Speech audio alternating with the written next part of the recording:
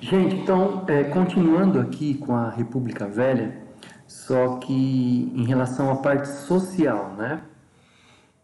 Em relação à parte social, a gente pode falar de várias revoltas que acontecem, né? Vários elementos daquele período e tal. A gente pode falar de Canudos, Contestado, greves em São Paulo, Semana de Arte Moderna, formação do Partido Comunista, revolta da vacina, revolta da Chibata, incorporação do Acre, uma série de. O cangaço, acho que eu falei, né? Uma série de elementos, de fatos desse período, bastante recheado aí por conturbações sociais, por insatisfação social de uma maneira geral. Nesse vídeo aqui, eu quero falar especificamente de Guerra de Canudos, Guerra de Contestado e a questão do cangaço, né? Vamos lá. Canudos. Canudos é o nome que é dado por uma vila, né? Vamos chamar de arraial, é o Arraial de Canudos, né? Que se formou no Nordeste, né? No interior da Bahia, no sertão da Bahia, a partir de um indivíduo, de uma liderança chamada Antônio Conselheiro. Tá, vamos lembrar aqui como que é a situação do Nordeste, né? Seca, fome, muitas vezes, sede, miséria, exploração por parte dos coronéis latifundiários locais. E eis que essa população, ela não tem muitas alternativas, né? Ou ela migra para a Amazônia, para o Sudeste e tal, ou ela se fixa na terra para ser explorada por esses coronéis, ou de repente ela pode começar a se manifestar no sentido de montar bandos, pequenos bandos ou grandes bandos que vão saquear fazendas, fazer justiça com a própria mão, por exemplo. Pois bem, essa é a situação do Nordeste, socialmente pensando no começo da República Velha, para a imensa maioria da população que é pobre. E nesse sentido, então, aqueles que se fixam à terra, eles acabam se apoiando muitas vezes em líderes religiosos, não é? Ou na fé, tentando atribuir ao divino uma possível solução às suas causas, a causa dos seus conflitos, né? A solução para os seus conflitos, tal. E então essa é a saída muitas vezes, né? Se prender à fé, ao trabalho para tentar sobreviver, à humildade e à submissão. Lembra das raízes da escravidão aqui também, né? Quando a gente estudou a mentalidade escravista e de sujeição, muitas vezes, né? Não que todos os escravos se sujeitassem, a gente viu que existiam formas de resistência também. Mas existe um trajeto histórico muito grande que leva essa população, na maior parte das vezes, se submeter e esperar que a solução venha dos céus, porque elas se sentem fracas e sem potência para melhorar a sua condição ou para contornar essa situação política macro que vem de cima para baixo, né? Muito bem, então quando elas acabam se prendendo a esses líderes religiosos, né? Elas acabam se entregando e tal. É exatamente nesse contexto de entrega que surge a figura do Antônio Conselheiro.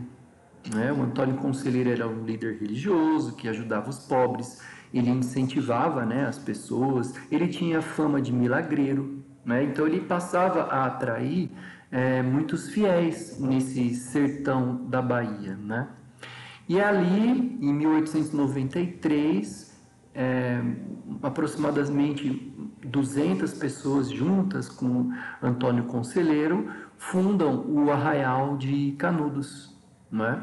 Pequeno inicialmente, né? As pessoas que vivem ali naquela comunidade, elas eram donas daquilo que elas produziam, né? Elas não pagavam imposto, e isso começa a atrair muita gente, né? Aproximadamente 15 mil pessoas vão chegar ali no Arraial de Canudos tentando fugir daquela situação inicial que eu estava descrevendo. E é claro que esse comportamento social dessa população acaba alarmando determinados fazendeiros, né? Criando um alarde por parte dos latifundiários locais que acabam se sentindo ameaçados de alguma maneira, né? Primeiro que eles estão perdendo mão de obra, né? As pessoas que viviam lá nos seus latifúndios, eram explorados, saem dali, vão viver em Canudos, então quer dizer que eles perderam mão de obra. Segundo, que eles temem uma espécie de revolta, que essa população, que esse tipo de situação comece a acontecer em outros pontos do Nordeste e eles percam o controle político da situação, social da situação, que as pessoas se organizem, se revoltem e derrubem o poder dos coronéis. Então, quer dizer que essa elite, ela fica preocupada, né? Com o fato de estar perdendo a mão de obra e com essas possíveis, né, interpretações de revoltas, de motins, né, de rebeliões e tal. O Antônio Conselheiro, por seu lado, critica bastante, né, o governo republicano, né, e conduz as massas daquela maneira, ajudando os pobres. Não era permitido, por exemplo, prostituição, não era possível alcoolismo, né, mas, por outro lado, tudo que todo mundo produzia era para todos. E numa pequena comunidade, né, de 15 mil pessoas, tal. E então essa notícia de que isso está acontecendo no interior da Bahia, em Canudos, né, no Arraial de Canudos, começa a se divulgar e pelo alarde dos fazendeiros aquilo vai parar na cidade do Rio de Janeiro, não é? Então as tropas federais organizadas começam a se deslocar até o Arraial de Canudos com a intenção de abafar o movimento, suprir o movimento, né? E 3 tropas são enviadas inicialmente, né, para o local. O que acaba se divulgando é que o Antônio Conselheiro é um homem perigoso, e que ele está colocando o país em risco, e isso acaba gerando uma comoção, né?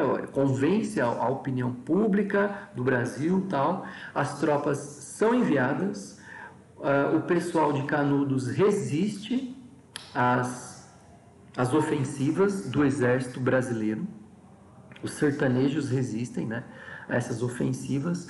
Só na 4ª expedição é que o Canudos é literalmente dizimada, não é? Algumas poucas pessoas sobram das 15 mil. As pessoas foram mortas pelo exército diante da sua resistência, né? Isso tudo está descrito num livro chamado Os Sertões. E o autor é um indivíduo, a gente pode dizer que esse livro ele é muito pensado na sociologia do Brasil, né?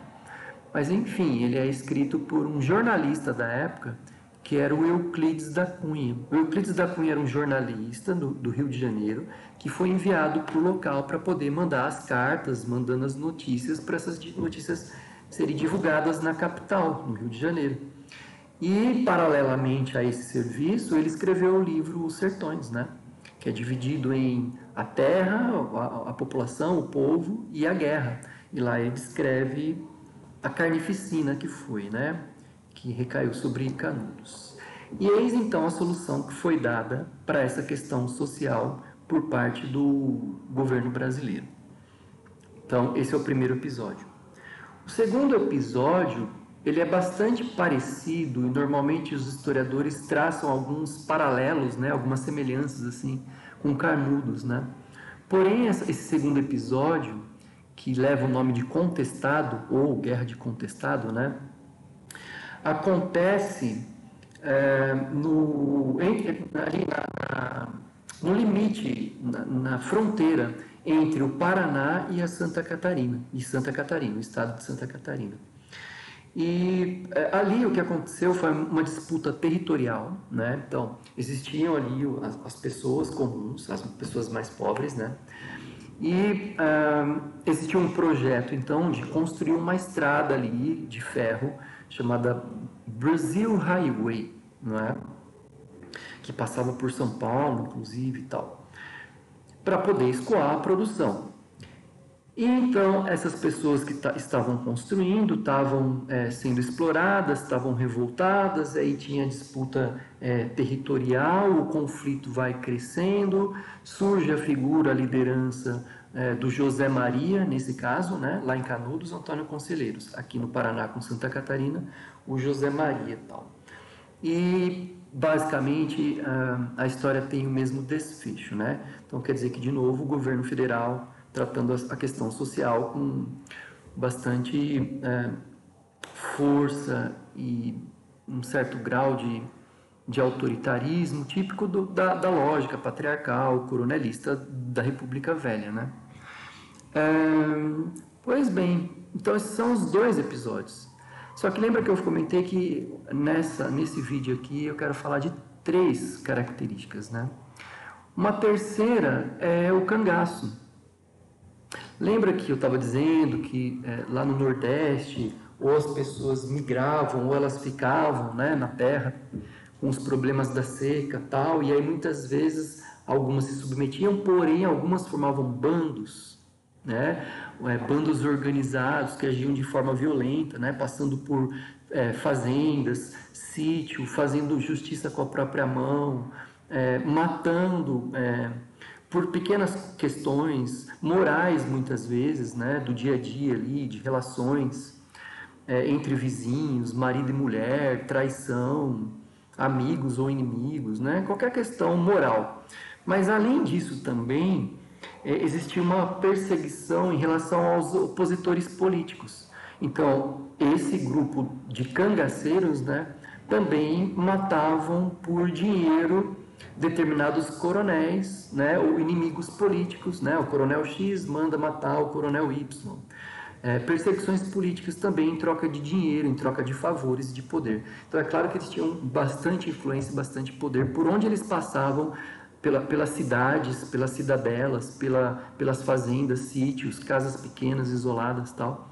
Eles geravam bastante medo e desconforto, né? E com certeza o grupo mais conhecido desses bandos é o bando do Lampião, né? Lampião e Maria Bonita, sua esposa, tal.